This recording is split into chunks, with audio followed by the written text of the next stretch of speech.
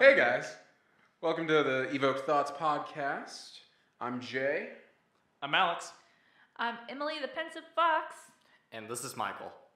And we're just gonna kind of, it's a little bit different this time. We've spent a lot of time talking about entertainment and media and kind of a little bit of pop culture thrown in there, and that's something that we really enjoy and love. Anime, video games, all that kind of stuff. But today, we're kind of showing a different side of Evoked Thoughts and kind of where this whole thing is probably going to go.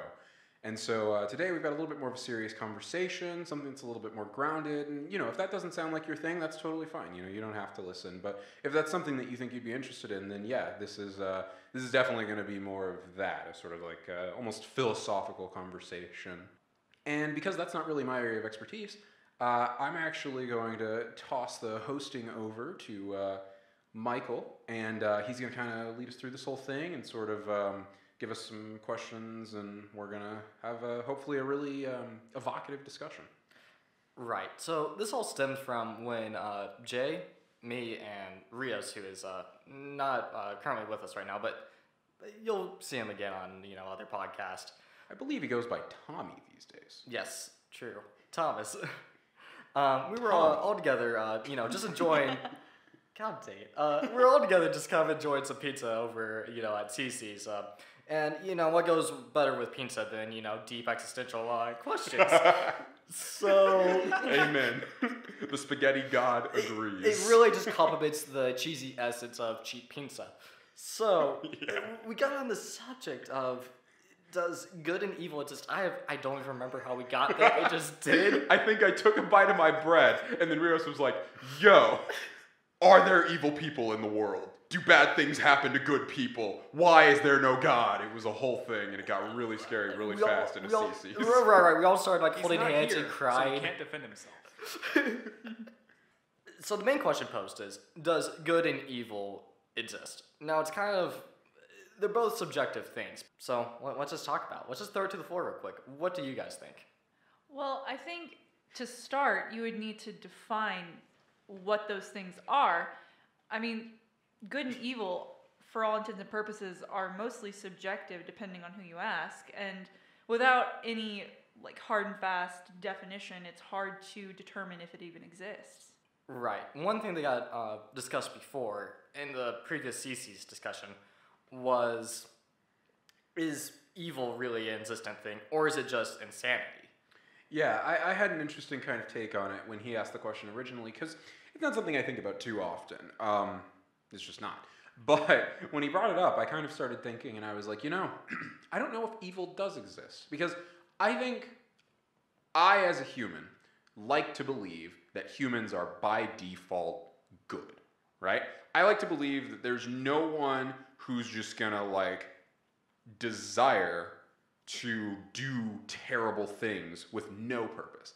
I think, the way I think I worded it was basically I think that good people can do bad things that become really bad things and then become considered evil by people because they believe they're doing them for good reasons.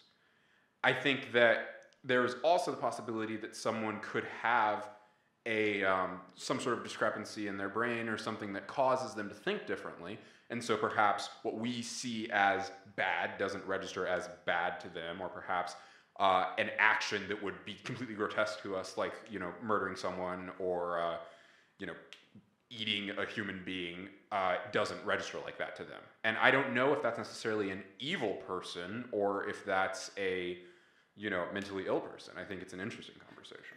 So my thoughts are, whenever you say that, is what happens if we take that to a grand spectrum? Now, this is a pretty obvious thing that, with this sort of discussion, you can expect this to be, brought up. But with 1940s Germany, for example, you have basically this widespread idea of something that you would think would be just inherently wrong, committing genocide.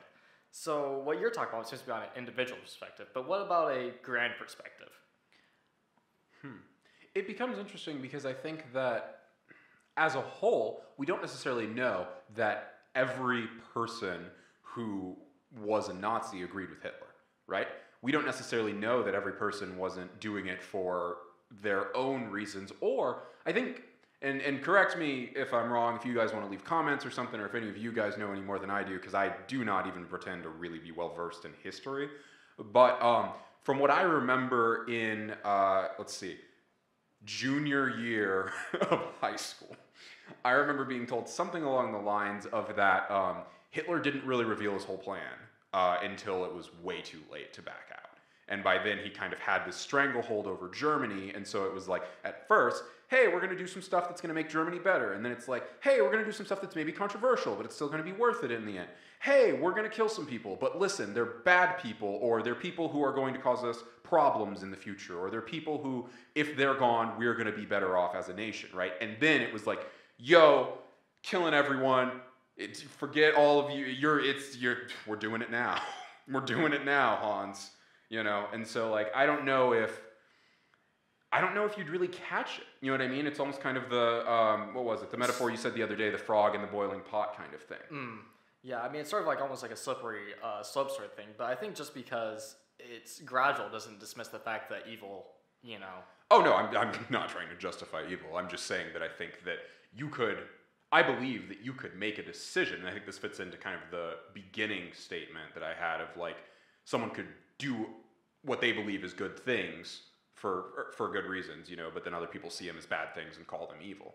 But I think that like you could not necessarily realize that what you're doing is evil. And I think that a huge group telling you that everything you're doing is totally okay and justified for the homeland and for your people that you care about, like, you know, it might become easier to justify it in your own mind of like, oh, okay, well then yeah, I can do that thing. Yeah, I agree with Jay on a lot of those points. I think it's very psychological in that sense where rationalizing doing something that is normally perceived as bad in most cultures can be justified to ultimately be good. And that's where we saw, I mean, for, like the example you were using with Nazi Germany, that's where we saw a lot of that, those heinous acts happening is those people truly believed that they were making better lives for their families. And also, I think it is documented that not all of those Nazi soldiers necessarily believed in the cause. Some of them were forced or pressured into becoming soldiers. They didn't necessarily want to. They didn't agree. But in terms of like the soldiers in the camps who were committing heinous acts, it was just this extremist, rationalized, like hive mind, essentially. And going back on what Jay was saying earlier, I too believe that everyone is born good, but it's their perception of good and evil that determines what the world ultimately thinks of them. For instance, on like a different note, a religious zealot who is doing things that society normally perceives as evil, but they justify it by saying that my God is telling me to do this. This is going to make the world better. We see that a lot through history. I mean, it's a solid fact that humans are, as an individual creature, capable of such magnificent brilliance and creative thought and independent thought. But once you get us together in a group, we turn into just mass idiots. We will believe the most charismatic person, or just the loudest person, whoever's in the room. It's not... We have a habit of, once there's more people to think for us, we stop thinking as individuals. Yeah, that's fair. Which turns into a lot of problems whenever we suddenly then start to think for ourselves again and realize, I don't agree with any of these people. Yeah, we have too many idioms about that for it to be untrue.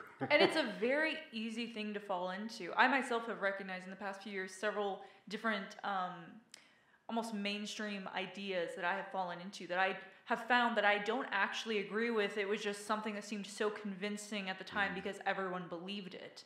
And it's something that's very dangerous if you're not cautious of it. Right, so I think this begs a couple different questions, right? Primarily the first one is, how would you define evil then? Could evil just be mob mentality? Or could it be the rationale that you have in order to justify heinous acts? I think evil is perspective. I think it's subjective, rather. And I think it's by perspective. I think that M used to say, or still kind of says a lot, that to a mouse, a cat is evil, right? But to a cat is hungry, and a mouse is annoying. And so does that justify the cat's action? I don't know. I mean, isn't nature evil? If what you're defining evil as is just killing, right, then, like, nature is real terrible, you know?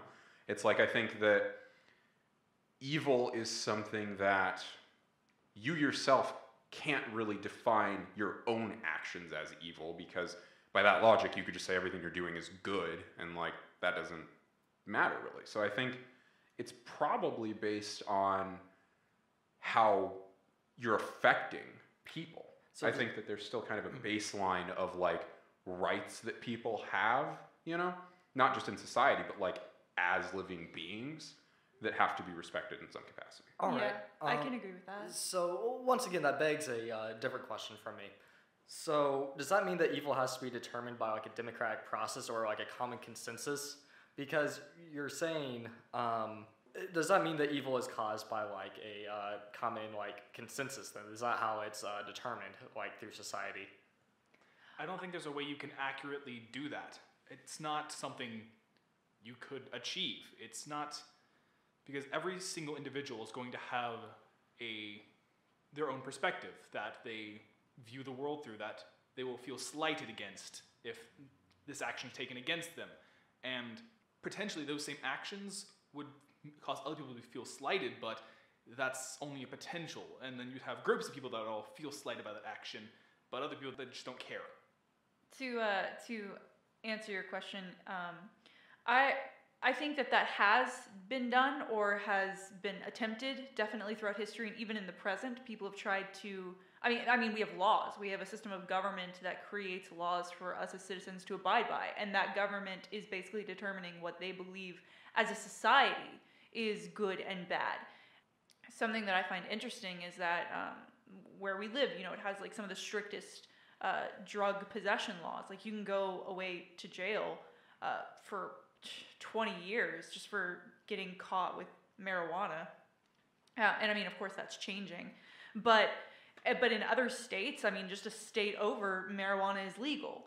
So it becomes very subjective in the sense that what does that population believe? I mean, you look at other countries and they have completely different laws than us. Some countries even have laws that we would go to war with them about or try to justify going to war with them about. So I think that question is really hard to answer because that has been done in history and it hasn't really worked because, like Jay and Alex have been saying, I mean, evil is very subjective to the individual, but also to the societal group you're talking about. And once you start trying to create a consensus for humanity, it becomes very complex. I think you potentially you could, through a not necessarily democratic, but a overall consensus, define what is good or evil by applying it through some of the philosophical ideas of social contract. But the issue arises with that is the fact that those applications currently are only in perspective scale, small scales, only in certain countries. And once you step outside a country, we stop viewing them as a part of the social contract that we abide by. They're a part of a distant social contract that we then kind of interact with in a different way. If you started viewing a social contract in a all humans together kind of a way, which would be massively difficult just by how many humans there are, that a lot of them we can't even account for, or there are so many language barriers that a lot of people are incapable or unwilling to step around, and it makes for a difficult thing to penetrate. Potentially you could, but it would be so absurdly difficult to the point of being almost impossible. And also, I think religion plays a factor here too. I think that when you're looking at social contracts, I feel like personally, and I can't say that this is like absolute truth or anything like that, but the way that I understand it, our laws are based quite heavily on the kind of Judeo-Christian beliefs that are put forth in the Bible of kind of the what you should and shan't do as a human being to be in the favor of God, right? And so like, if that were the case, I mean, if there were other religions that had different kind of concepts of like what is truly an affront to nature, right? There are certain beliefs that have certain things you can't eat, or certain things that you can't wear or show, and making those decisions is seen as almost like heretical. So by that context, I mean, there could be things in society, right, that we as a unit determine are just totally unacceptable, and so it's like where does evil really fall, You know, like what's the metric of it all? That's a good question. Do you guys like have any idea like what the metric would be? I kind of have my own personal beliefs a little bit on that one. Like I think that a decent metric, right, is how the society is functioning, right? If the society isn't functioning very well due to chaos and excess hedonism, then that's a good indicator that there's something morally wrong or there's some messed up ethics within that society. Rome. Yeah.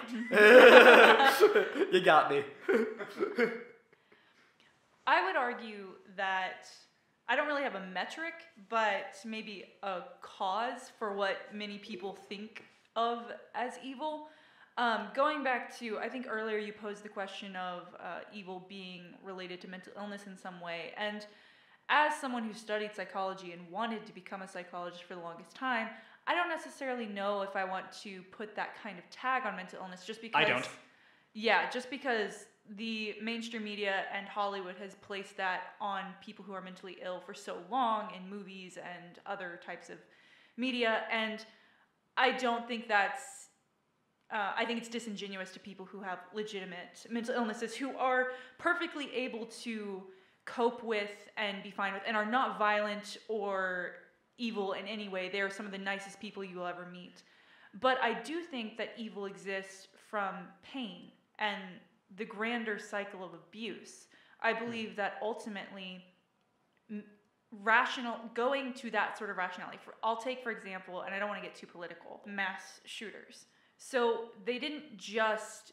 Okay, so sometimes they do have a history of mental illness, but a lot of times the mental illness just doesn't happen overnight.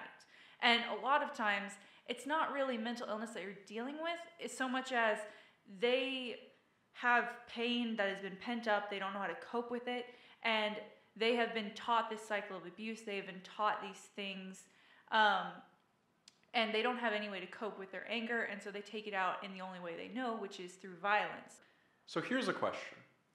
With everything that you've just said, I find myself now wondering, are you evil because of your capacity to commit heinous acts, or are you evil because of what you have done? Everyone has the capacity to commit evil acts. Do you they? are evil by deciding to do But do they truly? Do you believe? Because it's kind of the question that we're talking about, I guess, here. If evil does not exist, then not everyone has the capacity. Then If in evil that case, doesn't exist, then no one could be evil. Yeah, that's Well, fair. I would argue. Or nothing is evil. I would present the argument that someone could then produce to counter that. Everyone is evil, and they can produce good acts. Right. Right. It's kind of like is the cup like half full or half like empty? You could say it either way. Maybe we're all inherently good, but we sometimes do evil, or maybe we're evil and all do a certain amount of good. I don't know if it so much matters which way you view it. To be honest. But the question I was looking at was more on the lines of like, if someone has the capacity to do these really terrible things, does that make them evil, or is that just like what everyone is? But if somebody has the capacity to do good, does that make them good? You could look at it two sides of the same coin. Yeah, that's fair. Yeah. That's interesting. Yeah, so kind of moving like on with that though, we've tried our best here to basically try to define evil, but we haven't like really gotten a concrete definition. I wasn't really expecting to, because there's not. I think it's hard to. I think some philosophers have done it before, and they found their own truth, but I don't think it's necessarily an overall truth. So that poses the question: what is good, aside from the opposite of evil? Yeah. Yeah, that's exclusive. It's the opposite of something that's also nebulous and vague. Right.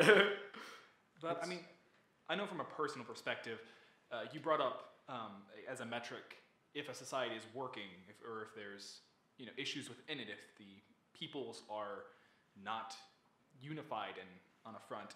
I think that's a similarly good metric you could use.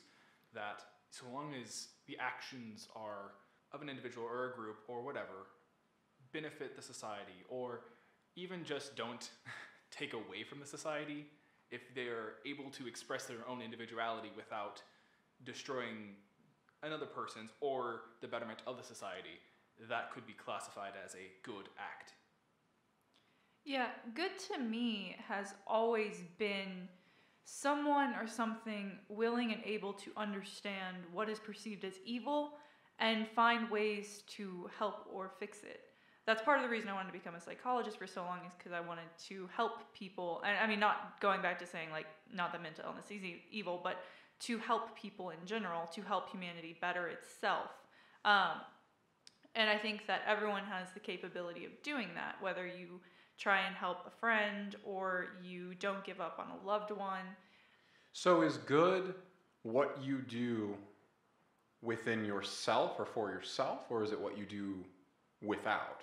I think it can be both. I think you need to treat yourself as good as you would treat anyone else, above anything, of course, especially since I'm such an advocate of mental health. Your own mental health should be one of your top priorities, but you should also be looking at the people around you and making sure that you build people up around you as well. I think that anything that makes a society better, whatever that society determines as better, is good. There's a phrase I'm going to probably butcher, but I love and it feels applicable to this. But a rising tide raises all boats. If you support your own self, you then become capable of supporting others around you. Yes. It kind of all leads back to like the golden rule. I don't know, like that's kind of like a cliche, but I think it's actually a decent one. I suppose one question you could ask, and I'm not sure if there even could be a proper answer, but the best way to have a starting line for a proper definition of good versus evil is one has to be the absence of the other. What is the thing that exists and what is the absence? In the case, okay, so darkness is the absence of light. Light is the thing that is present, and in its absence, there is darkness. What is the presence and what is the absence? Oh, okay. I think see. in terms Okay. I think in terms of evil, the absence, in my opinion, is connection. Connection with others and connection with, like... That's not what I'm It's more binary than that. Is good the present or the absence, or is evil the presence or absence? Oh, I see. But must it be that way? Could it not be that the presence is neutral and it's the addition of evil or good that changes things? It could be. Maybe that the world is zero and, being good is a positive integer and being negative is a negative integer? I don't know. Perhaps, or even vice versa. Who knows how it all tallies in the end? This reminds me a lot of humanity ratings in Vampire. I just have to throw that out there. And now we alienate viewers. Yeah.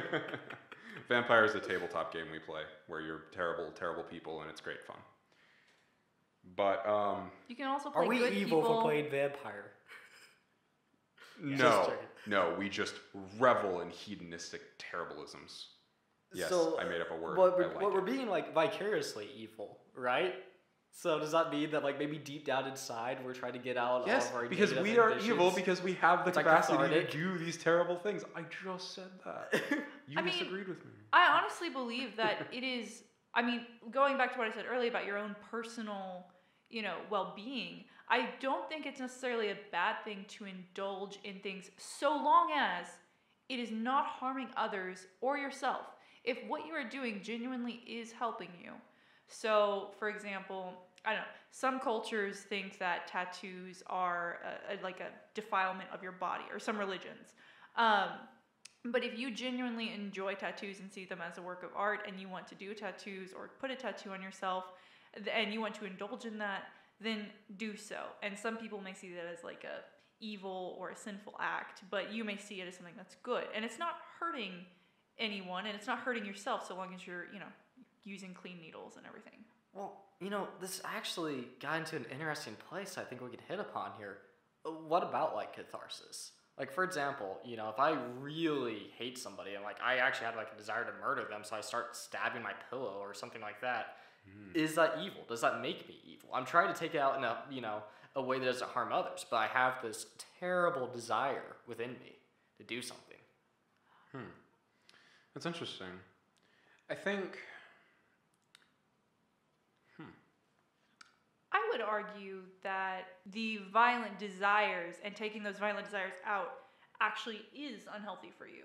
I wouldn't necessarily be opposed to physical exertion. So I think that you should get this energy out. Obviously, anger can lead you to get like an adrenaline rush and stuff. And I think that that energy should be expelled. And a lot of times, if I find myself very emotional or upset about something, I will try to be more energetic. I will like run or go like, I used to go fencing with Jay, which is a safe sport that you can do that actually does involve sort of stabbing people. But I think that you can find healthy ways to release that energy that's not actually using a knife to stab your pillow. I mean, that was just an example, but I'm not talking so much about the way that you put it, but the fact that you have it in you in the first place. I'm leading up to that. So I think that, you're fine. So I think that the initial emotion needs to be released somehow in a way that is healthy for you and people around you, and in a way that does not actually resemble the act you want to do. But and I mean, is it healthy if you go fencing but you're imagining the person? Hang on. I think the second step, after you have exerted, emotionally exhausted yourself, I think the second step is meditation or some kind of talk therapy or something, finding ways to cope with this anger that you have or this hatred towards this person, finding ways to deal with it and live with it. Because ultimately, that anger and hatred is only hurting you, and it should be dealt with, but not in a way that hurts someone else. That's what I'm saying. So it still follows the rules of my previous statement, where you can deal with this emotion in a healthy way, healthy for you and the people around you. Killing him is not healthy for him or her, whoever you're thinking about. So obviously it's not going to hold up under the statement I made earlier. Right. That all makes sense to me. I think that's a very important message for people who have to deal with that sort of thing. But I guess I'm still digging for a more direct answer. Would you restate the question? Okay, so the question is, if you need to, have a catharsis, whether the catharsis is healthy or unhealthy, the fact that you have to give the catharsis in the first place, does that mean that you're evil for having those negative thoughts? I think it does come down to ultimately the action you take. I think that the question, I guess, that I have to ask in response to that is more along the lines of, are we asking, is it evil to do something? Or is it morally wrong? Or is it unhealthy? And I think those are two totally different conversations. I think that the action of imagining an effigy of any kind, right, and causing some sort of harm to it is unhealthy mentally, for sure. You should never so actively impose something like that upon yourself. I think that that's definitely going to cause... It might make it easier to make decisions that you might regret in the future. I think that it's never a good path you're going to be walking down thinking like that. However, I don't think it's necessarily evil. I don't think you're really adding or subtracting anything from the world necessarily. I think that in that respect, evil is more the act you perpetrate on others. So you're saying that evil is an action, not a thought? I would agree, yeah. Yeah, I think so. Yeah. Okay. I would agree, because you can't always control your thoughts all the time. Everyone's going to have those moments where they're really angry and they think about doing something, but it's whether they choose to do that thing or not that determines who they are. It's generally who they are. I see what you're saying. My thoughts are then, is evil controllable then? Just because our thoughts are uncontrollable, does that mean that there inherently can't be evil? Well, I think the thought is the first step. I think the evil, if we're assuming that evil is the action, right, then I think that's the second step. So the thought can be controlled, right? Then the evil can definitely be controlled because it requires the thought. So right? I'm going to give the strangest hypothetical that I can think of. I am so excited. This is... All right. Here's the thing, okay? Do your worst. Let's say that Hitler still existed, Okay. right? Now, he wasn't able to do anything because if all of you look under your seats, you will find tinfoil hats. Please place them upon your heads. Right. If you Thank take you, a break audience. and just set these on, right? Okay, so let's say Hitler existed, right? Back still in 1940s Germany. Okay. But he wasn't able to get in power because he was disabled. But he still had all of his thoughts still there, Okay. right? He just Disabled wasn't capable in what way? of... Like physically or like mentally? Not mentally. Okay. His thoughts are still there. Thank you for specifying that. I appreciate it. So, like, if he's paralyzed from the neck down. Yes. Okay. But he was still all like, but he was, people didn't vote for him. He just couldn't get out in public, so nobody knew about his presence. But, Okay. he's still sitting there with his little chaplain mustache going, gas the Jews. Right. But he can't do anything about it, right? He could paint it. Right. No, he can't. He's No, he paralyzed. can't. He's man. paralyzed. Oh, that's I right. mean, Oh. maybe in theory with his mouth or something, but like taking that It out- might be better. What if he was a better painter with his mouth than he was with his hands? But is he still evil though? Okay, not relevant to this specific hypothetical. Oh no. There is the fact that, How dare we digress? forgive me, though Hitler found and started to agree with the Nazi Party and their beliefs, and some of them might have been his own, he wasn't the progenitor of the Nazi Party. He was taken into it. But I see your point. Well, a more terrifying question then is, will evil always exist? If Yes. Hitler was not there, would someone else have done the same thing? Because the conditions still exist, and there were enough people who believed enough in him for those actions to go as far as they did. If there weren't enough people to stop him, right, or if there were rather, then they would have in the beginning.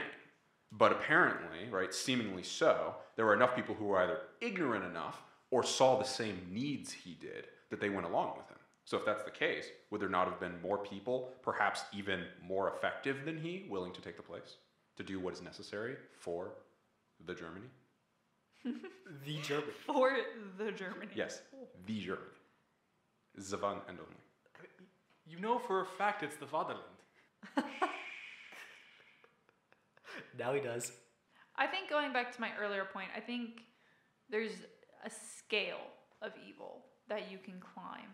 So what I was saying earlier about you being able to release those thoughts and find ways to cope with them and move past them was really the integral part of that example, because if you don't deal with those emotions, they're just going to remain there and they're going to fester and they will turn into something that can be evil because it will change you as a person.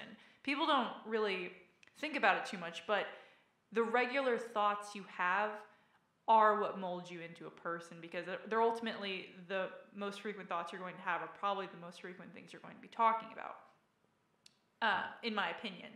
So, every once in a while, if you get angry and you think of something violent, but then you move past it, you let it go, you're not a violent person. But if every second of every day you're thinking of violent thoughts, you're probably going to act on one of those thoughts at some point, just based on the laws of, chance. So even if he couldn't have physically done anything, I still think that there is a metric that him truly believing that all of that is correct and good and just, and just thinking of it every second of every day, only living to hate this group of people, I think that does still put him in the category of evil. Maybe not as extreme because he hasn't actually acted upon it, but in the category of evil. Now, whether or not he could actually control those thoughts or not is different, but if he's actively thinking about those thoughts and not dealing with them in any way, if that's all you're living for is thinking about exterminating a group of people, I think you're evil.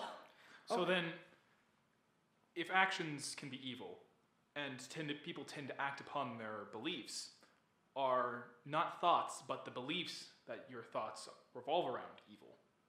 Ooh, that's a good question. So you're saying oh, okay. So you're saying personal doctrine is what you're talking about then. See, that raises the bar up. I like this. I like this a lot.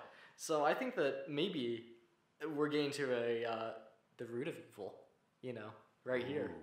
Ooh. I mean, to go back on what I said in the very beginning about, the zealot believing he can justify any of his actions through his God ordaining him to do so, really plays into this. And I think that it also goes back to good and evil ultimately become subjective to the person. So if this person's general doctrine is this, then they believe they are good. However, that doesn't mean that I can't believe they're evil. Right. Going back into the perspective era, that makes sense. Mm-hmm. It does get interesting. I think it does go back to the perspective thing, because then I think it becomes a question of how many people have to disagree, right, so vehemently with your actions for you to become truly evil. You know, like, is it a metric of people, or is it a metric of the actions you're taking? Could one terrible action define you as evil? And if more people see that action as a positive thing than a negative thing, then who's determining the truth of that? Was Thanos evil before he snapped? Ugh. Metaphorically and literally? Emily, I'm gonna need you to walk away from that microphone now. Ugh. Sorry, I couldn't resist. You could have. You could have. You just chose. You chose to speak. Okay, You all right. chose. You chose to speak. Sorry, sometimes we're voice actors and sometimes it's funny, sometimes it's not. You decide. I think, on that same decision, we are still talking about genocide, so I'll talk on it. I think that the thing about Thanos is he was written completely differently in the comics and made sense. And in this, he wasn't. And it was a cash grab. And it was awful. Okay, so anyway. Moving on. Man, that wit places, man. Really deep territory right there, man. Thank you. I will be accepting my Nobel Peace Prize through the mail. P.O. Box. You can blow We this don't part have a out. P.O. box. P.O. box. I'll just go pick it up and it'll be fine. The idea of them mailing Nobel Peace Prizes. Just where it could get lost. Getting, sent the wrong place. Yeah, but it's going to be like a really Gets happy thrown male on the person. floor by total accident. I mean, stepped hey, on by they numerous they people. mail silver buttons for YouTube, so it's pretty much the same thing. Exactly 100,000 the same subscribers thing. is basically influencing the world. Okay, come on. Yeah, we're influencers. There we go. Oh my god. Oh man, does that make us evil? It depends on what we're influencing the people to do.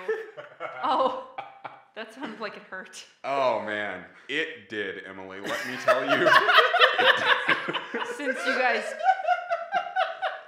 you guys can't see us, Alex just slapped Jay. No, that was a punch. Oh. A very harsh fisting of my thigh. It was not at all sensual and quite painful. Back to you, Emily. All right. You talk now. It is back to So you. I think the question that keeps coming up then that we haven't really answered is who judges what is good and evil? Is it just the person, or does the collective ultimately decide if a person is good or evil? Or is it some omnipotent being? I think that is also subjective. Everything is subjective at this point. Well, yeah, we're talking about nebulous metaphysical concepts, but Right. The idea of any judge even being necessary becomes interesting because it kind of disqualifies some things. I think, at least. I think that if you start asking who judges evil, right, then you start asking, does it exist if only one entity judges it? Is there a greater entity than that? Whether that be an omnipotent creature or just a single collective of people. Just, we'll say, a city, right? If the city decides this is evil, but there is a greater body than them, say it's a kingdom, right? So then you've got your sire, right? Your king, your whatever, your liege, right? If that person then says, no, that city is wrong, that is not truly evil, we can do that thing, right? Is that thing still wrong? Is it still evil? And then if God says that king is no longer a king because he's made this decision that is against me, then does that make that wrong? So that poses that interesting question of, does the person with the biggest stick, get to decide what our code of ethics are? Which I think is kind of that's a terrifying thought. Yeah. Oh yeah, absolutely. Absolutely. If there could be a small group that is truly and adamantly happy with their situation, everything is as it must be for them to be not utopian, but as close as anyone can be to it, right? And then something comes in and determines that that's no longer the case, that those things cannot be as they are because they are wrong in one capacity or another, right? Then like that's super scary. Well, I mean, that's the entire premise of a lot of books. The Giver, for instance, that was a utopia. good one. Everyone was more or less happy, but it was the responsibility of a singular person in that society to see everything how it was and be miserable. Yeah. So, I'm sorry, not to cut you off, but, well, a little bit to cut you off. I feel like this is really important, though. There are a lot of books that schools make you read that are, like, not great, not important, like, don't really matter. Dude, The Giver is not one of those. If you haven't read The Giver, you should totally read The Giver. It's, like, really impactful and, like, actually has a message that will, like, stay with you. Just a second. what was the other book that that author wrote that was like the inverse? Oh, I Was it can't remember what dystopian? it was called. Yeah, it exists though. There's a sequel if you have read Gonna The look it Giver. Not really. It's more of like a spiritual successor. Anyway, long tangent short. The Giver is a great book. You should definitely read it. It has actually a lot to do with what we're talking about right now. Blue. Gathering Blue. Yeah. See, I knew it was blue something. It was I Gathering knew. Blue, by the way. the there we spiritual go. successor. Right. I haven't read that one yet, but I've been meaning to. It's been on It's- my read list for quite a while. Laurie is an American treasure. Also, if you The want a author. book about the French Revolution, but like a fictional, The Scarlet Pimpernel is one of my favorites, and it also talks about good and evil and the subjective, you know. I like Also- the Chronicles of Narnia. The Hunger Games has a really great moral through line. Have you ever read the Berenstain Bears? That's good morals. Okay, Seems to the- be very Okay, stained. that one's too far. Now it's an insult. Okay, Wait, that's Cedar say that's another good question, man. that's enough tangents. That's a question for another podcast. I think going back universe to are you from? to get Yeah, us right. to get us back on track here, I think going back to the Derailing who's the carrying the bigger stick, I think it largely has to do with what we were talking about even earlier in the conversation about people being influenced and how society is influenced and who they choose to be influenced by. And I think that can be seen really well in Martin Luther's 95 Thesis, because here we see the church is a very prominent What?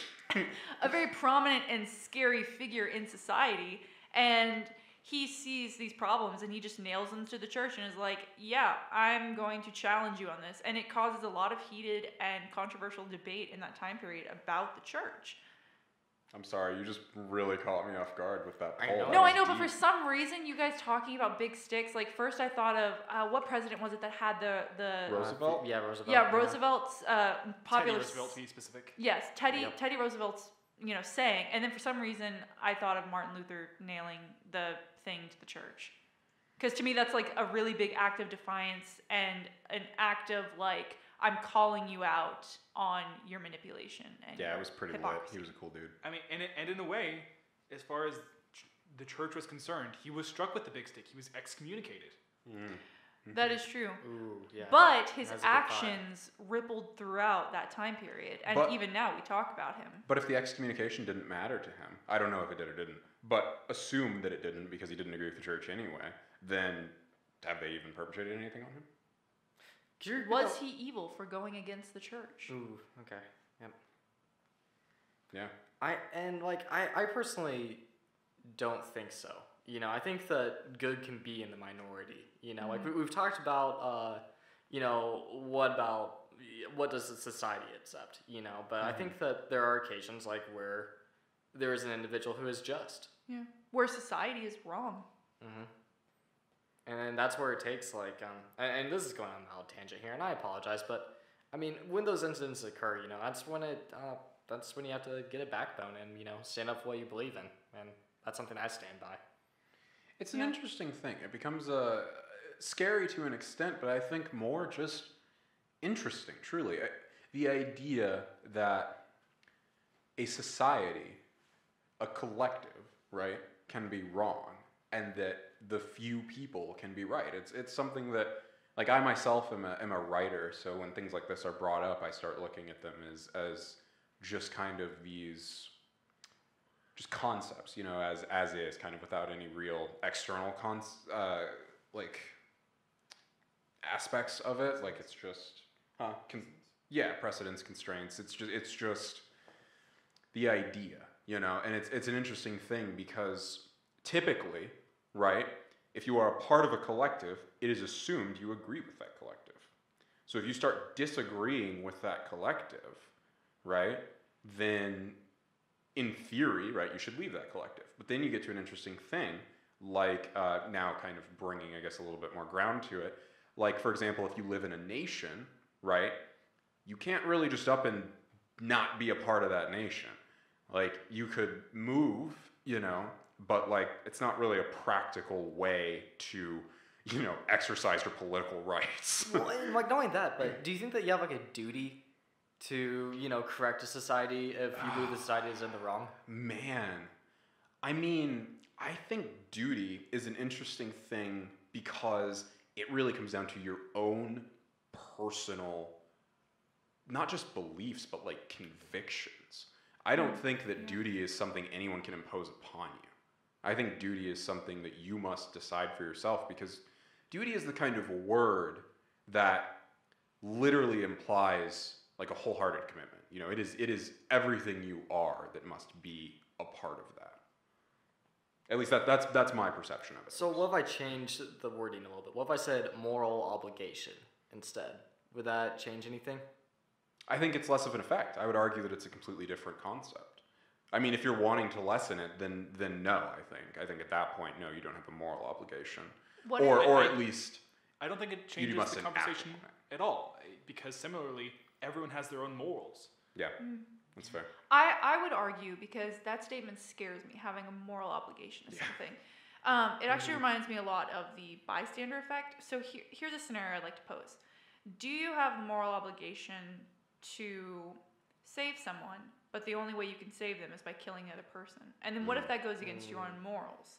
So wouldn't it be better to just not get involved or seek help in a different way that might not be moral? Like, maybe you could just end the threat right there and help that person, but like it goes back to what Jay was saying about your own personal convictions.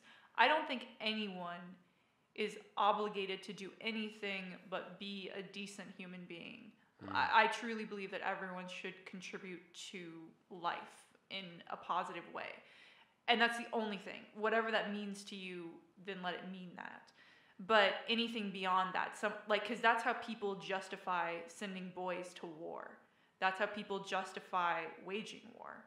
That's how people justify doing heinous acts, is saying you are obligated to do this for your country, for your family, for your God, whatever. In listening to all of us talk and seeing our points, the only through line I've been able to see is the fact that anything that we ourselves can see subtracts from a situation, subtracts from freedoms or society or the collective, we have even just casually or passively said is evil. Would we all agree that to subtract is evil and to add, or at least not affect the balance, is to be good? If you add something to the situation, is that good? And to subtract from it, evil? I would say, in a sense, yes. Assuming what you're adding is good and what you're subtracting is evil. Man, that really added a lot right there, man. Well, I mean, okay, before you punch me, right, you must think about the concept, though, right? I mean, if you are to subtract good by committing evil, that's just an easy loophole. Yeah, well, I hey, think like hey, Alex, if I subtract you, is that evil? Because what if I subtract Hitler? Well, I'm assuming that when he's saying adding, he means like adding something positive. Every time I have a child, am I perpetrating a wonderful, positive act? Every time you birth a child from your loins. Yeah, dude. Precisely. No, actually, I was thinking from my hands. You don't know me. Little hand babies. You don't know me. Yeah, my babies would have little hands, and they'd be gorgeous. Jazz hands. Baby jazz hands. I see what you're saying in the greater context without literally trying to break it down into adding a life form onto this earth. And I would agree with generally what Alex is saying about, if Earth is neutral and what you give to it positively is good and what you take from it negatively is evil, then Yes. Yeah, not being a jackass. I do see what you're saying, and I think it's fair. I think that the only conclusion we've really come to, and I think what's so amazing about a conversation like this, is we can go so many places and we can start to understand so many things. We can answer so many questions, but by the end, we're going to find ourselves near the beginning, because at the end of the day, if these questions were easily answered, someone or a collective much more intelligent than us and much more qualified would have answered them, and we would have solutions to these problems. Right. We're not here to like give answers. So I guess we're just here to, I don't know, confuse No, you. but that's right. No, but that's the greatest thing about a conversation. And I think I'm starting to realize that now in a place where I haven't in the past. I think that the idea that we can go so many places, learn so many things, and really evoke thoughts, right? It's like, this is stuff I'm going to be thinking about. You know, these are things that I hope you as an audience are going to be thinking about.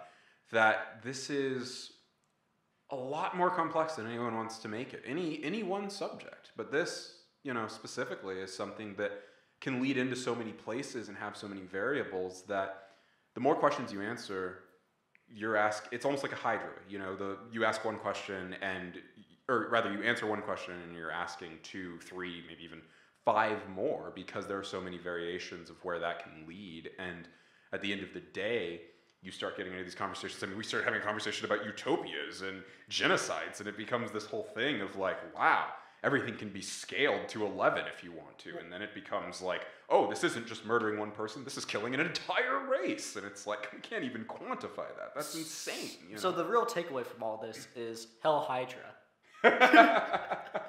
Careful now. No, the real takeaway from all of this is I'm just joking. Eat the rich.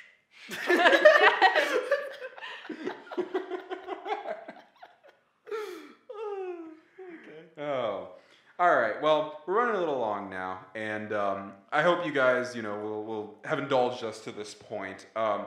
It's been a longer one, but I think it's been an important one, and I think that moving forward, we definitely want Evoked Thoughts to, well, evolve. We want to be able to talk about more than just media. That's not to say that we don't want to talk about media and things like that as well, because that's fun, and it's near to us as well. It's dear to us in a way that you know, it isn't to everyone.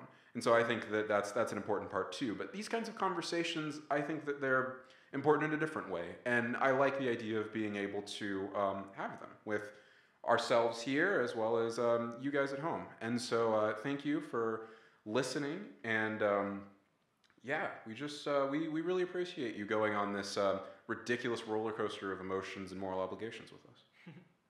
Go out and add something to the world, people.